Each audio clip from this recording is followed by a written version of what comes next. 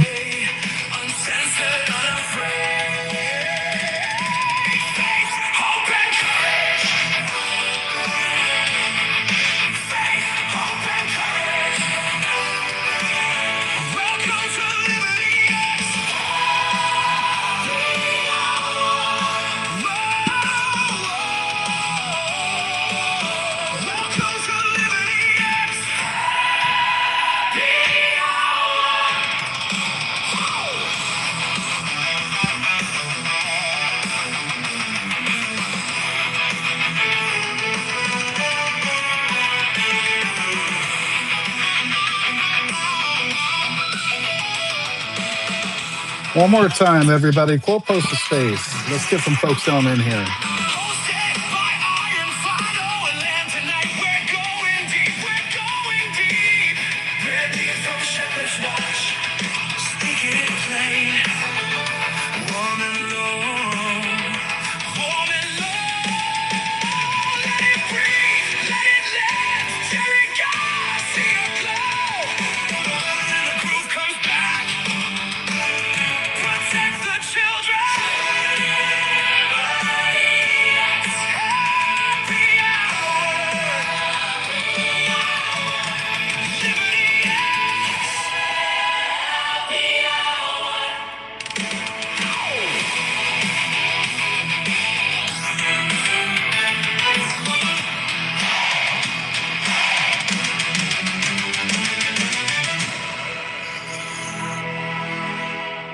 Hey guys, everybody, welcome to the 13th episode. We're on 1-3. Can you guys believe it? Land and Fido 1-3. I can't think of a better time to spend Memorial's Day with doing some important work. My family is all out and about this weekend. It's my wife's normal trip, so it was a perfect day to do a space like this and continue a fight that we're going to talk about tonight, which a lot of you guys here already know about. So we continue to bring you faith, purpose, and courage every week. And we try to share stories of our great guests, learning more about the person behind the account. And so on Memorial Day, I wanted to do something just a tad different. And I'm going to go ahead and turn it to our resident veteran, Fido, to do that. And then I would like, after he says a few words, I'll say one thing about it, but then turn it over to Fido. But I actually made sort of a version of taps today. And I thought maybe we could just take a moment of silence, not just for our veterans, but for all the people that are fighting for this country, because it is our veterans that made the ultimate sacrifice. And we just want them to know, and all of the people that are out there fighting for this great country, that we love you and we appreciate you. So let me turn it over to Fido real quick to say a few things, and then we're just going to play a very, very brief version of taps. And I want everybody to just take a moment and think about our country and what it means to you and what this weekend means to you. So go ahead, Fido. Hey, welcome everybody. Welcome to the unofficial start of summer.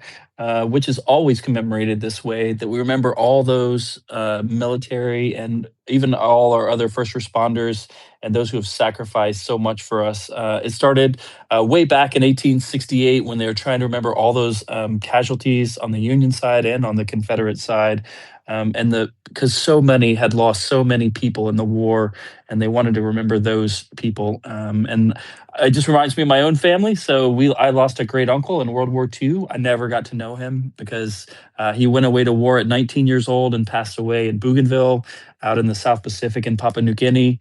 And it makes me think about my own family and remembering those and so many of those other veterans who I know and I served with who passed away and can't be here today. So, as I was saying, I hope you guys are spending it with your family, and we just thank you that you're spending it here with us on Liberty X Happy Hour, talking about the things in our life that matter and the people here on X and here in our world that actually are making a difference in our world. So we know that these soldiers made huge differences, and their sacrifice isn't going to be forgotten by us. So I hope you had an amazing day spending it with your loved ones. And out there, it's kind of a rainy day here today, but we had the song to play that we could try and remember all those who've gone before us and those who sacrificed for our country. So this is literally a guitar version of taps.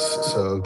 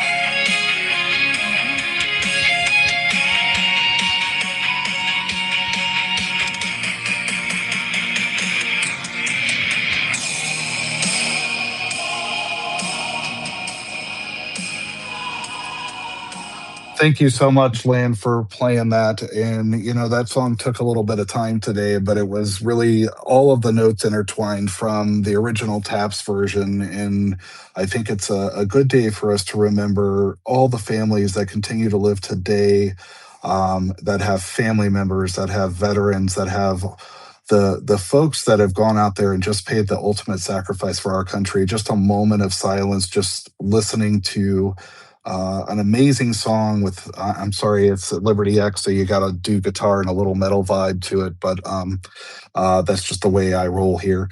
But I just wanted to just take a moment of silence for that ultimate sacrifice. I know Fido knows many, many, many people who were once on this planet that are no longer on this planet. They're with our Lord and Savior in heaven at this point. And so I just want to take a brief moment with Liberty X to honor this day and for us to remember what it's about as we continue to bring you a show. So without further ado, I want to get started with our guest, Brandy. So, Brandy, welcome to Liberty X Happy Hour, and we're happy to have you here tonight.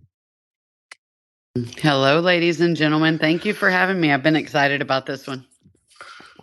Yeah, we've been excited as well tonight. For those in the audience, if you don't know Brandy, she is our guest tonight, and she's really a true warrior in this fight to protect our children. So you guys all help me by welcoming Brandy to the show. Throw a little heart emoji, a little thumbs up, a little clap. Especially those that know her, you know how devoted this person is. She's here on Memorial Day, continuing her fight, continuing the messaging for her amazing foundation, Shepherd's Watch. Brandy's a devoted Christian mother. She's what she calls a proud daughter of Christ. She's also the vice president and director of communications and social media for Shepherd's Watch. And she's been speaking out about this issue with children and human trafficking since the early 2000s. And she's really one of these folks that are standing on the front lines. And so if you don't know her tonight, you're going to get to know a little bit more about her work, some recent work that she did, and what's coming up in the future. But of course, we here at Liberty X, we like to focus on the human behind it to derive some sort of inspiration from them and doing what gives you purpose, perhaps as a listener here on the show, to go out and get involved and to help this fight for our country. I know Brandy's dedicated her life to one mission, and that is protect the children. I have a great article with her song that we're going to play at the end of the show today. I literally interwove all the lyrics from her favorite song into that article. And I bolded all of them so you'd remember what those words are. And we'll play it at the end of tonight. And so, Brandy, we're going to talk about you. We're going to talk about Shepherd's Watch. And then you went on Laura Logan going rogue for this really amazing conversation that you had with her. I watched the entirety of the podcast. And I have to say, I had to take a break that night. And my wife's like, well, what's the show about this week? Right. And we started talking about it. Just talking about what's going on with these kids choked me up, especially because I was listening to the song we're going to play out at the end and these predators targeting these neurodivergent children. And so we're going to talk a little bit about that tonight. And also, for those of you who don't know Brandy, she also hosts a weekly space called Protect the Children. I believe she's on every Tuesday evening, if I'm not mistaken. It's hard to keep track of all the good work that's going on around X. So we're going to cover a lot of this and a lot more. So Brandy, we're so glad to have you with us tonight. Welcome to Liberty X Happy Hour. And did I get any of that wrong, or did I miss some other work that you're doing? No, that is all I have time for. No, sir, you did not. You do phenomenal, Iron. All right, good. Yeah, it takes some time to kind of get to know our hosts and stuff. So for those of you who haven't been to Liberty X Happy Hour before, our hosts do a 20 to 25-minute interview. Then we'll have time for audience questions. Tonight we are asking our audience to post questions in the pill, and we're going to have kind of a limited speaker panel. The topic is just telling us that's what's necessary right now. So if you guys do have a question during the audience portion, we as the host will monitor the chat, and we'll ask Brandy, our guest, your question if you have one. So after that, after the interview and the audience questions, we'll kind of close out the show with our coming lineup, and we're going to end in Brandy's song. Again, we're honored to have you. And really quick, our rule in the speaker panel, you do come up as a speaker. We just ask you to focus your questions on the guests and on the topics that we're talking about. Don't go way off topic. no soliloquies. If you do, we might give you a warning. We may just go ahead and drop you. And the one big rule for us is we use the Lord's name in vain. That's an instant drop. So, all that being said, we got a great set of questions for you tonight, Brandy, and we're going to start with Land here, Land of Illusion. Welcome, Land, and thanks. I know you're planning for your coming vacation, so I know you've got a lot of things on your plate. So appreciate you taking the time to come tonight. Oh, of course. Yeah. I've just, girl packing, it's just your brain. You don't know what you want to bring. I like to do it last minute because it's easier, but I work all week. So, Brandy, I watched your interview. It was amazing. And I also had to pause. It was, it was, it was hard to listen to. But I'd like to get to know you a little better. And I want you to describe yourself. Well, I'm sorry, you describe yourself as a daughter of Christ. Can you share a bit about your faith journey and how it has shaped who you are today, especially as a mother fighting for children? Absolutely. Well, I will preface this by saying I am definitely not one that you can ask, what does this scripture say? And I can recite it. Absolutely not.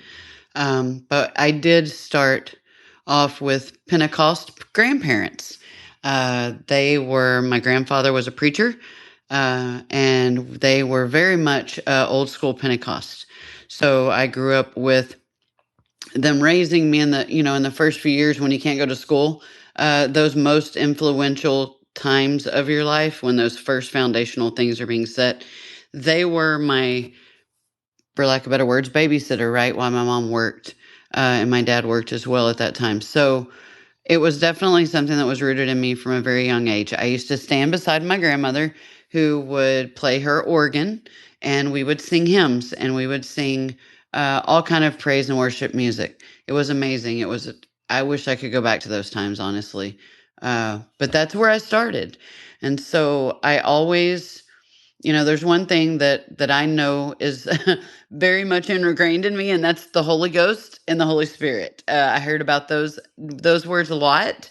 I know people in here that understand those words and how deep they can go, understand what I mean.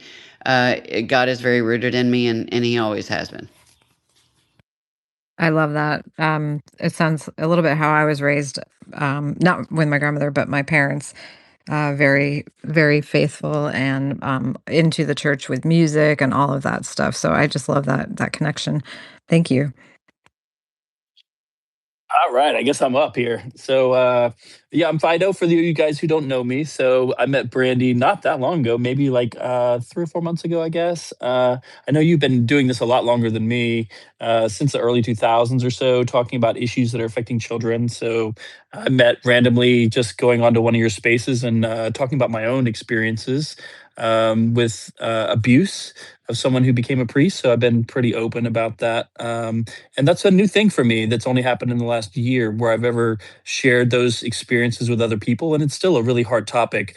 And I don't know if it's ever going to get exactly an easy topic, but it's one of those ones that I know that Iron and I both feel that we want to share so that other people will speak out and that we'll hold more of those people accountable, because all these cases, all these people that are doing this abuse don't get held accountable because we're so afraid and because we're embarrassed and because we think, or we're just children, right? And we're innocent and we don't know those things. So, and I know you've been fighting and you've been deeply involved in this fight against child trafficking and child abuse, and child sexual abuse specifically. So, what personal experiences, things really got you involved and just made it so that you wanted to get involved in this area and try and protect all these people that are so vulnerable? All right, so going back to the early 2000s, like it was referenced, I want to make sure, and yes, there was one thing, Iron, it just hit me. I was not on the path of counter trafficking in the early 2000s. What I started speaking out against, and I will turn my air conditioner off here in a minute so it's not so loud, I'm sorry. What I started out speaking against when it came to protecting children were vaccines. So that's where my journey began, actually being very vocal for children. And it was in person in my community and on Facebook at the time, which, of course, you can imagine got me banned quite a few times. But what got me into counter trafficking was I had seen a guy I met in the beginning of COVID time, who was doing Trump trains across the United States, joining in different areas and getting in their vehicles and driving around town, right? So he did this for like a year or two. I met him on a Trump train around me. Ended up seeing him go to the border in Sassavie, Arizona, to check out the trafficking issue for himself. Long story short, saw that he was showing us on Facebook Live how they were pushing kids through, and that's a whole other space that could go forever. But they were pushing kids through these holes where that were coming. They were pushing them through the wall, through these holes where he actually was backed up to it with the RV, cooking for them, praying for them, so forth. When I saw this and saw the kids come through, I started hearing, and that's about the time I started getting onto X and I started listening to what people were talking about. A lot of people were talking about the journalists who were able to go down there were talking about the little white pieces of paper with phone numbers on it. Well, it's one thing to just hear it, but it's another thing to see it. I watched as my friend sat there for 3 weeks and they videoed live these children coming up to the camera, and there was a lot of background things done as well to protect these kids and to find out where they were going and so forth, and I won't get into that. That's not for public knowledge. But what I want to say is this. When I saw those kids come up to strangers and hand them a piece of paper with a phone number, and they had a translator there, so they were able to talk to the kids. The kids first all they wanted to do was pray at first. But then eventually a phone call was made to that number. More times than not, you would hear the voice on that Facebook Live come through the phone, and you knew immediately those kids were not going to family. They would say they were mother or father or maybe an adult, uncle or aunt, but man, they didn't sound like it. And then one of them, I will say this, one of them actually ended up being someone who was freshly out of prison and who was living with 4 other sex offenders in the house that this kid was supposed to be going to. So that is what got me into the counter trafficking movement. I reached out to my friend, and he told me about an amazing group of women that he had met at an event a few years back, and their organization was called Shepherd's Watch, and that's what landed me with Shepherd's Watch. I ran as fast as I could towards them, not away from them. That's amazing. I mean, Clearly. bless you for doing that. There's nothing that touches our hearts more, and hopefully that's touching our audience more, to try and get involved, to do whatever we can, whether it's a little thing or a big thing, or speaking out here to try and bring awareness to what's going on. Because the more people we can tell, the more people will get involved, and the more we can make a difference in at least a child's life, that they wouldn't have some of these experiences that some of these kids have had. So I'll turn it over to Iron for the next one, I think. Thank you, Fido. So really quick for our audience, just as a reminder, if you have questions for our guest today, we're going to start digging a little bit into Shepherd's Watch. Go ahead and post those in the pill in the comments below, and we'll go ahead and ask them for you so that Brandy can respond to them.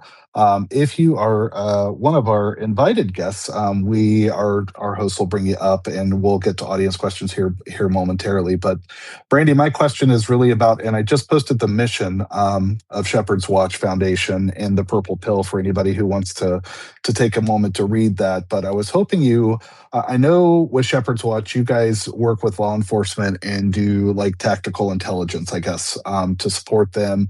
And you guys have had some pretty amazing outcomes. I was wondering if you could just tell us a little bit more about what's going on with Shepherd's Watch. Talk to us about the foundation, and when you're done with that, if you could tell us a little bit about how the Protect the Children town halls you have on Tuesdays, and that family advocacy program. Maybe you can tell us about those strategic partnerships you're building a little bit, and let the audience know about that work.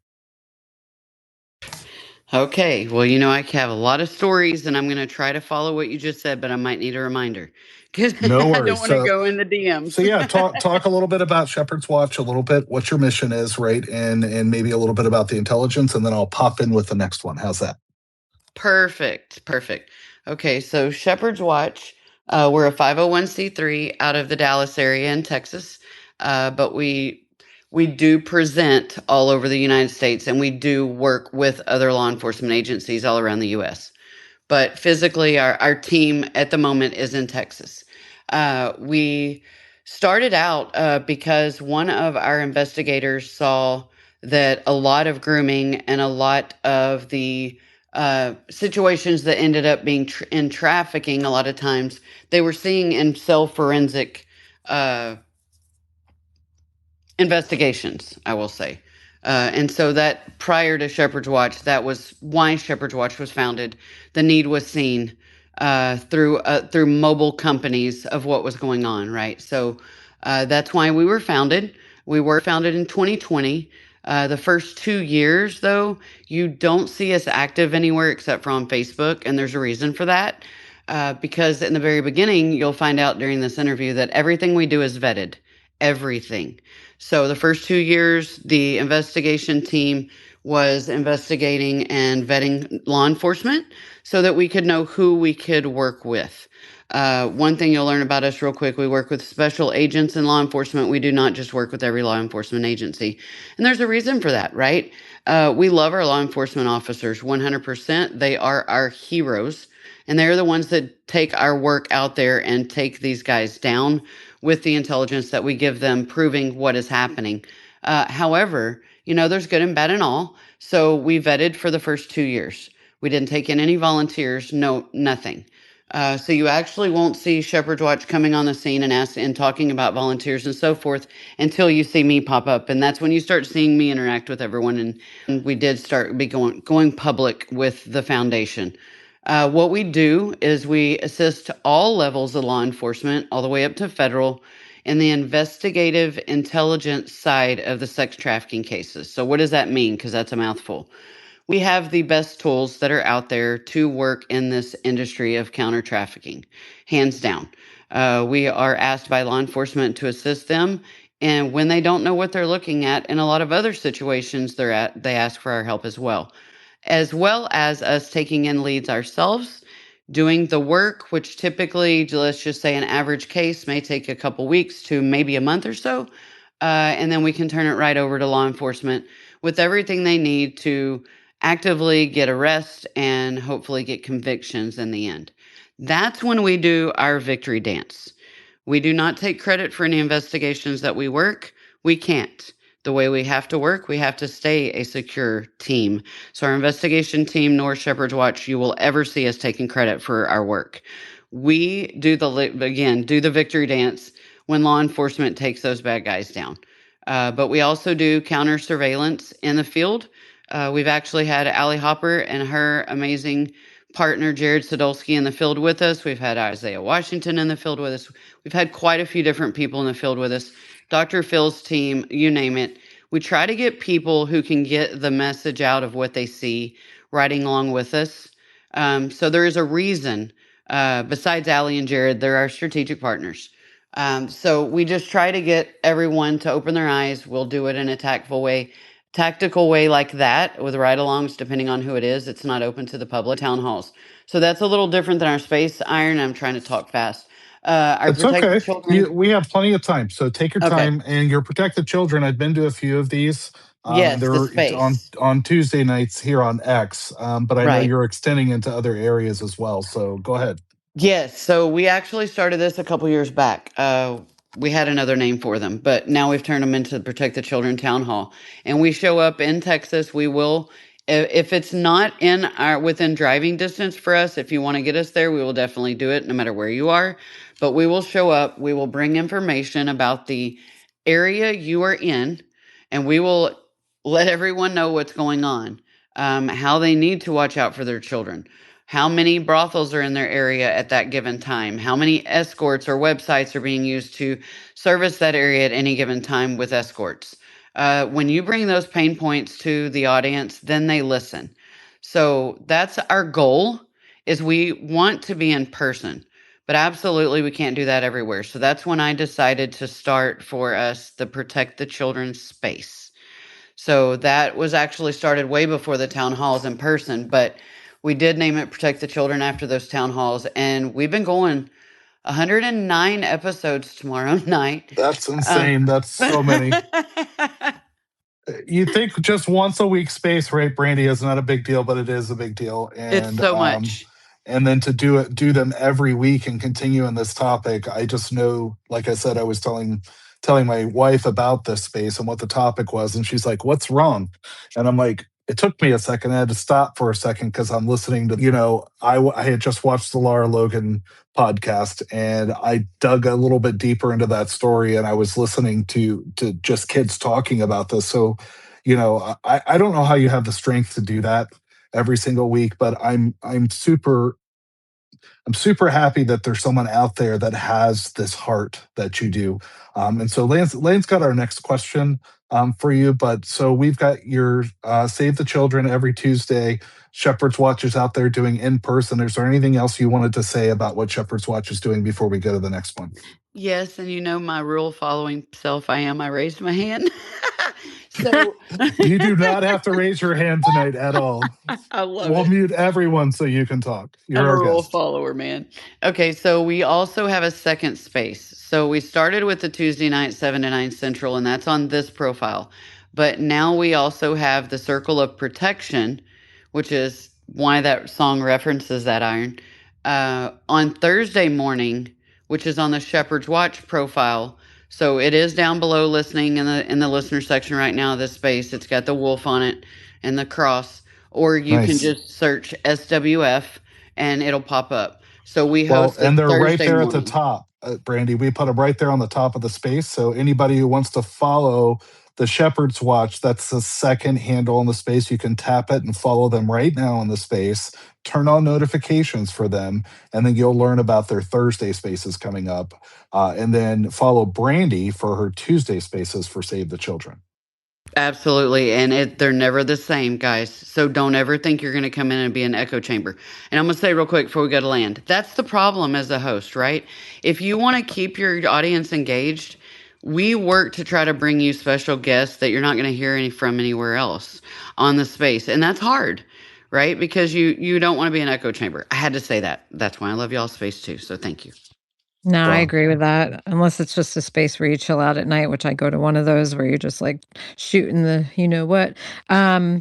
So we've talked about you appearing on Laura's show, and I actually listened to the whole thing today while I was doing laundry and getting ready for this trip, which I am not ready at all.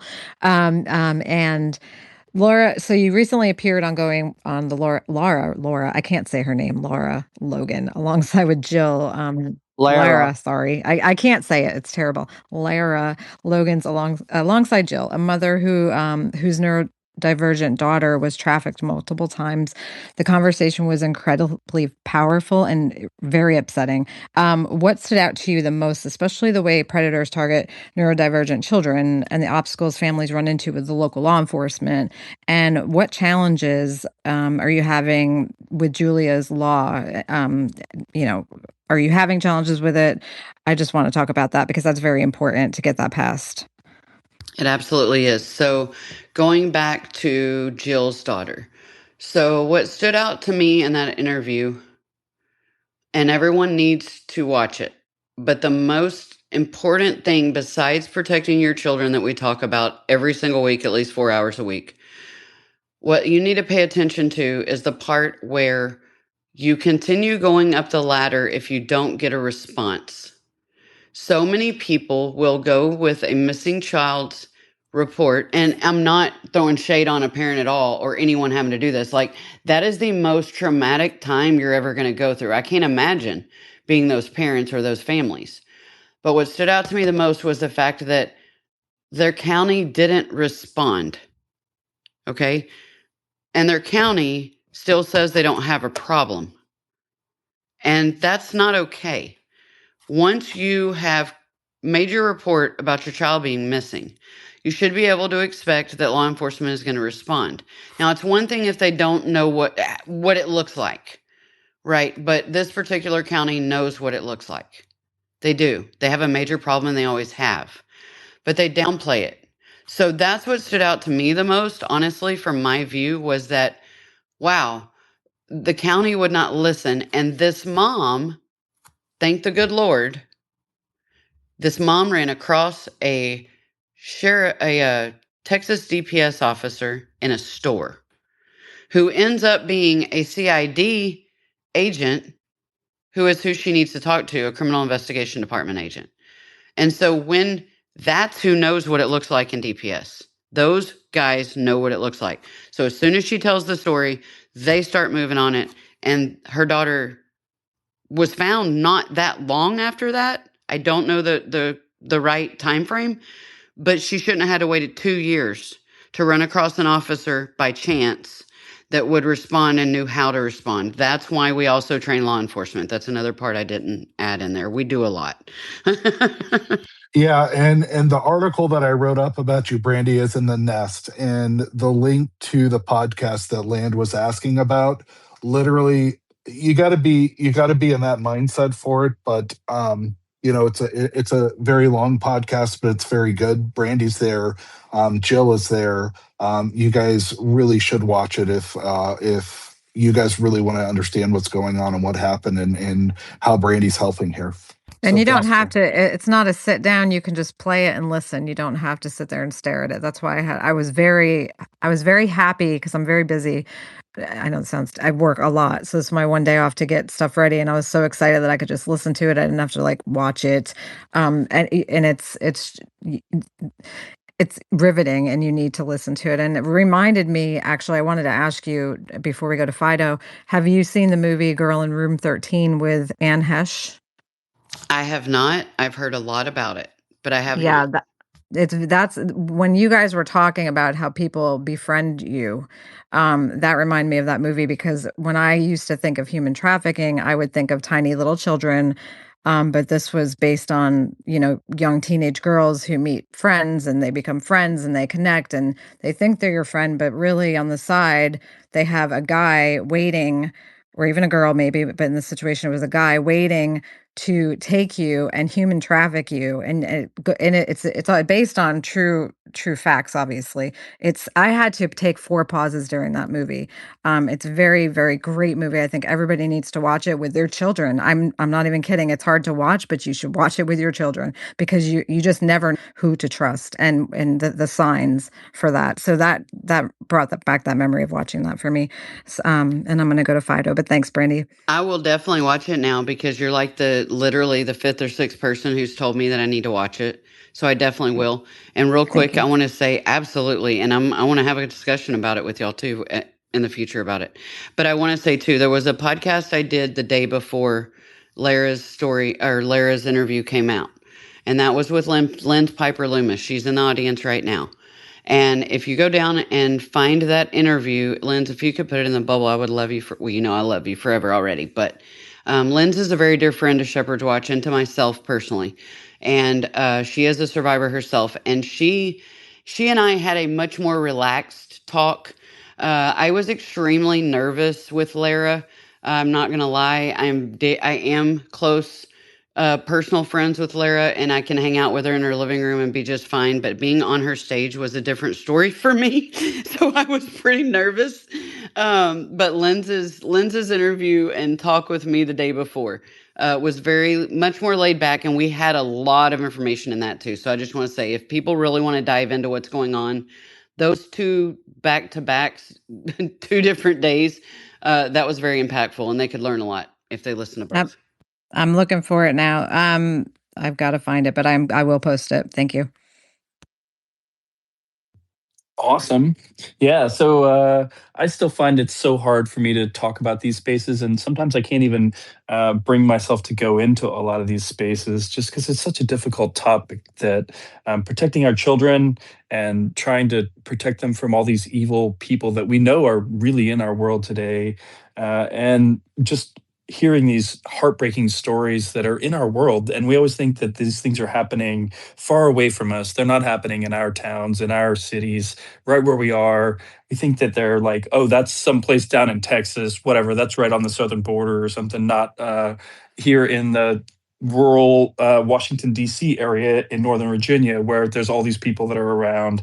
And we always like to do that. But I mean, I can't think of any parent that doesn't want to protect their children from these horrible things that are happening.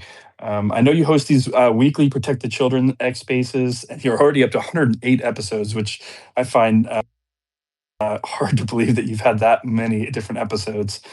So if you could tell us a little bit about the purpose of these spaces, we'll just kind of make this a couple different things. Like what's the purpose of these protected children spaces you do? So the beginning of the purpose was to get the information out that we were learning within our cases, because the public only learns what mainstream or right alt media puts out.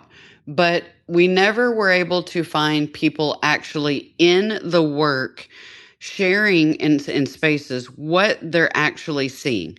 And we know as investigators that if you know what the investigators are seeing in their cases, that's going to better educate you and equip you to know how to protect your children best. So that is the main purpose that Protect the Children was made. We actually started calling it Trafficking Tuesday and learned real quick that X does not like the word trafficking. And then we just had to take off our whole title and change it, because that's an example of how hard it is to get your messages out. So that was our reason we started, basically. And then we were able to join with Allie in the spaces now, so they're able to share what they hear in their interviews. And I know y'all heard from her a few weeks ago. So they're very impactful. We've made a lot of connections. I will say they are definitely been very beneficial to making connections faster. There are a handful of people that absolutely we probably would have ended up with anyway. But the connections being made so fast is why they're so very important. But that was our purpose of coming on. I mean, yeah, we've seen that a ton here, that we make these connections here on X and then we just talk to people around us and already things change in our world. So is there something that you could talk about like on here that would be like the number one thing that you would tell parents to try and recognize this and to do something about it? I know you talked about working with law enforcement and trying and not giving up and trying to do that, but like, how do people know who to reach out to? I mean, obviously, you're just going to go to the local police station and say, "Hey, my child is missing. Where did they go?" And they're going to be like, "Well, they're a teenager. They just ran off or something, right?" Or, but obviously, the younger the child it is. So, what would you tell parents that they could learn? Just kind of a number one thing. I mean, off the top of your head. Two things, not just one. First thing, never give your child a device that you cannot work yourself inside and out, and never without parental controls. The second thing, if you ever have to report someone missing, whether it's a child or not, and they tell you to come back because they might have just, decided to run away if they were a child, and maybe they're habitual runaway. That doesn't matter. Call it once you start. As soon as you start getting no, go up the ladder. And you go up that ladder as high as you can until you get someone to respond to you. You never take no for an answer. The first 48 hours are the most crucial to being able to find a child safe and possibly unharmed. Unfortunately, we have to put that in the word "impossibly" now. I used to say, or you might be able to find them unharmed with the 30. Now it's possibly, because people are harming them very quickly. And I'm just going to put out there that, the girl that y'all asked about in the very beginning of the space, Natalie, she was trafficked within 72 hours. That's how fast it works. That's how fast it goes. It's a revolving turnstile door. It's horrific. That's just like so heartbreaking and scary that our world is that fast and that crazy. So here's what I heard you say. Number one, never give your child any device unless you know how it works, and make sure that whatever device your children have, that they have parental controls and you can see everything that they can see all the time, not just when they're using it some other time, but all the time.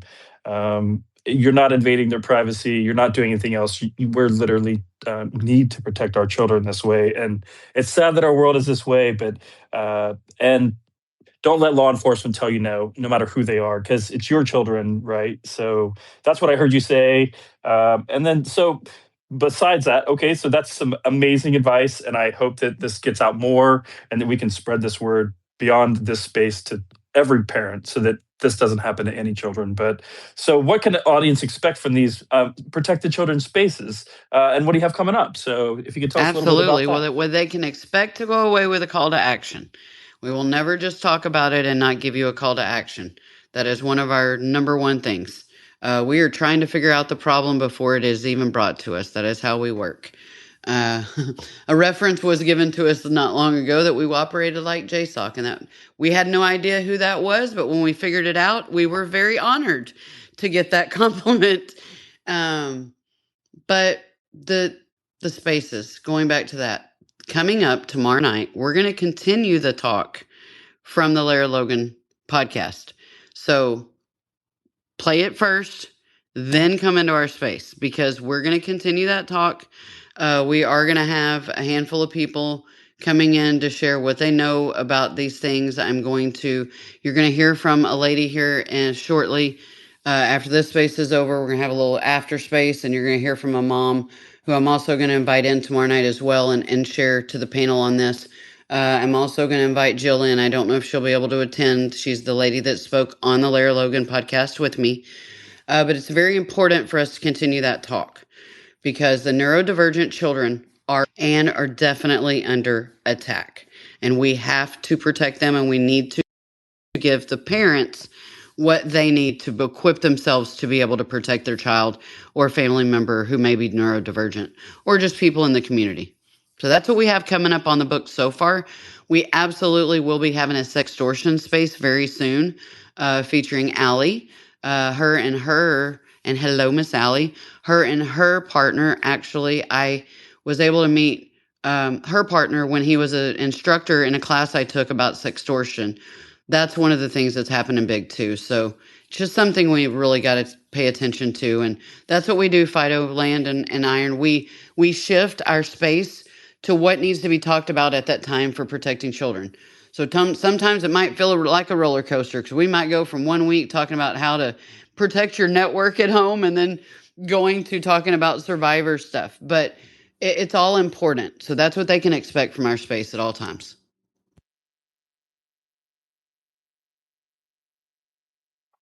Thank you. I can't say enough. This is so important. It it makes me so sad. It's very important that people turn their cheek to it sometimes. I think we lost Iron Fido. Let me get him back up. Hold on. I'm sorry. I see him flying around on the stage. Well, and it kind of looks like we might have lost Fido. Fido, are you there? Because I don't see your Uh-oh. speaker. Yeah, I'm sorry. Oh, no, you're fine. I think we got Iron back. Iron? Maybe not. Is it just me? Am I going solo? Great. I think you're solo That's right now, fantastic. The quietest one. Great. Well, there you he get is. to experience what we usually experience in these spaces, which is You terrific. got this, girl. You got this. Oh, I'm just trying to find my notes now because I'm having a tough technical difficulty. Oh, for God's sake, hold on 1 second. Hey, Shelley, you got this too. What is going on with Fido and their speakers? What's happening? I don't know. Oh, he is down there. He's back down Gotcha. there. Okay. Yeah, here it comes. Yeah. Yeah, I'm There back. it is. Yeah, You guys were floating around so much. I was trying to look at two phones at once. I'm like, I can't do this. My brain is on vacation. Okay. yeah, we're in the same one. I mean, all these spaces. I mean, we had Ali as a guest a few weeks ago, Uh, and now, I mean, this whole space is just hitting it home. This problem. I mean, to me, I hadn't heard this neurodivergent term. Honestly, I know it's been around for a couple years or a year or so, but really, I mean, we used to say special needs, or we used to say children that have mental health issues or something. But these children are vulnerable, and they've always been vulnerable because they might not understand the things that are going. Just like young children are very vulnerable to these predators. Children who can't understand and comprehend the things that are going on are especially vulnerable to all these things. Whatever terms we want to use, neurodivergent seems like the term that's caught on most, that they don't think the same way as everyone else. I think that's technically what the term means, but it kind of broadly is referring to what we used to call special needs children, or what we used to call children that had mental health, or children have lower IQs. Well, even But either even high way, all this IQs. I work with a girl. Well, she's the owner of the daughter of the owner, and she's very very intelligent, autistic child. I mean, super intelligent, but she's very vulnerable because I said that word. I can never say that word. She is because I don't think she would see the signs of it.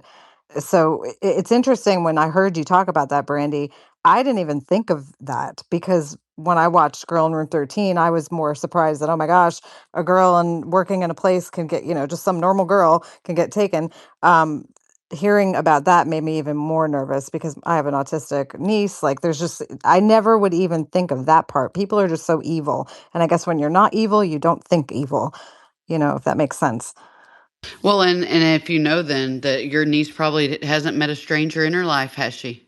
Nope, Yep. not That's one. exactly what they prey on. Yep. That's terrifying to me. She will now be wrapped in a bubble and with me at all times. No, I mean, that's definitely the case. I mean, it's just crazy that that's happening. So I think we have we got, a question from our audience yeah, there at the bottom, don't we? oh, well, I don't know if you're going with questions in the chat, or we do have Allie, Matt, and Liz's hand up if you guys want to go with hands. Why don't we take a question from the audience there, and then we'll move on. I think Iron's still working on trying to get his connection working Yeah, here. I don't know the order. I apologize, but I'm going to give it to Allie first since she's so also into this. Go ahead, Allie. Hi, girl. Hey guys, happy Memorial Weekend. I was just spending it with my husband, who's a veteran, so it's a very special time.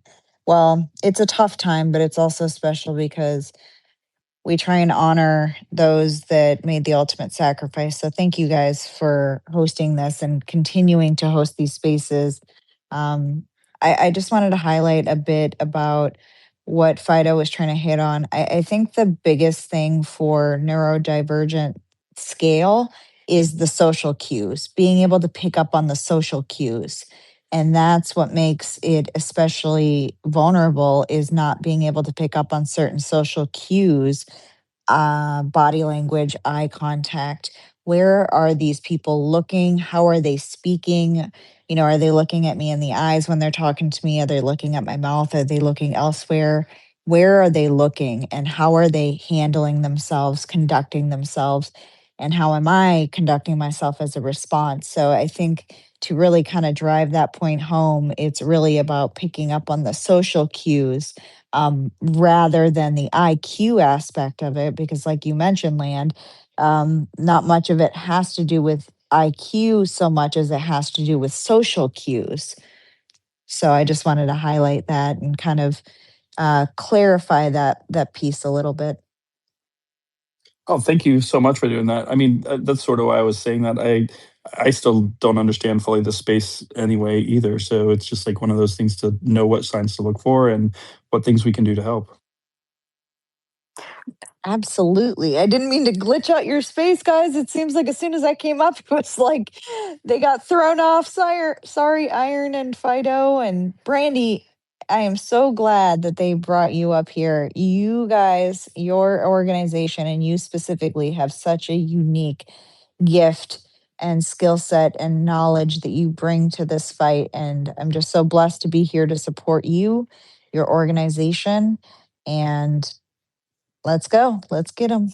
Brandy, isn't there a sign or a signal that these kids, I feel like I learned something, but I asked a cop and he didn't know about it. Isn't there a sign like with their hands that they can make if they're like in a car or they're taken, that someone's supposed to know what the sign is? Am I making this up in my head? I could have No, you're sworn I not saw making it something. up. Okay. It's the Thank you. universal. It's the universal hand sign for help me, Yes. Okay. and it is sign language. However, we do not teach that. Why do we not teach that? Because we don't want people to think that that's the one thing they need to be looking for. There's so many Mm. signs that something is wrong. So we don't teach that, but yes, there absolutely is. We actually have pamphlets in our bathroom too at work, for if anyone is in need of help. We had a client once that we really thought did need help, but it was just that she ended up being a alcoholic and she didn't want to leave because her boyfriend wasn't going to let her drink. But we thought she was being stolen because she had bruises and all this kind of stuff. So we really kept a close eye on her. But it was not what we thought. But you really have to you have to. A lot of people just don't pay attention anymore, and you got to really pay attention to who you're talking to, the sign, like if they're not looking at you, if they seem scared, if they're not making eye contact. It's just there's so many signs. So, yeah, just look out for those signs, please. Liz, Matt, I don't know which one was first, but we've got both of your hands up. I guess ladies first, Liz. Oh, okay, thank you. I have a son who's autistic. He's 38 years old. He was autistic when it wasn't in fashion, so to speak. He was one of 6 in our whole county. Um, when with my son, he did not make friends. He had no interest in being around other people. That is the other reason they are vulnerable. They really are, because they're not good at making friends. So when somebody goes out of their way to be kind to them or to talk about what they like to talk about or whatever, that's where you have to be very, very careful. Like I said, my son is 30 years old. I was very blessed because I was very, very protective of my children, both my children, being a single parent. My other question is, if you do see something that looks odd, and you've said it a couple times in here, that police don't always react, who else, what other alternatives do you have? Because you don't want to accuse somebody of something when you're not 100%. And that's where a lot of people hesitate. Who else is there to talk to about this person needing to be watched, that they may be a predator? So there's a couple different things that you asked there for me, because it would depend on what you're looking at, right? So if you're seeing something that you believe might be a child in danger, that requires immediate law enforcement. If you think someone is putting their hands on, or a child is acting in any kind of way that makes you believe they are in immediate danger, that's 100% call to law enforcement. What law enforcement? Again, we tell you, start at the local level. We've had calls where we've called law enforcement for people that have called in and told us we can't make the phone call, but here we are. Please get me some help. And local law enforcement has responded. But some, some may not. Some may not take it as serious. So that's when we say go up. Then go to your county. County don't respond, to go to your state. Our heroes in Texas is Texas Department of Public Safety. We can count on them in a heartbeat if we have to call on them, no doubt. But above that, I put in the chat, I did see your question down there. I started scrolling. My account's been very targeted the last 3 weeks. So I try not to go off the space when I'm in a space, because it will glitch me out and throw me out. But I did see your question down there, and I did answer it in that manner. Keep going up. And if you don't get a yes and you're already at state level, reach out to us and we'll see if we can help get you to someone who will respond. But at the end of the day, you can always make a suspicious activities report. If there is something you're seeing, and I'll go grab that graphic here in a second. If there is something you're seeing that does not require immediate police response, you can file a suspicious activities report with the local fusion center to you. There's over 80 fusion centers around the United States. I know some spaces, when you're talking that, well, this might be good, this might be bad. I'm just going to tell you this right now. Call the Fusion Center, make a report to them. I don't care what anyone says about, well, I don't know if my report got sent over. Guys,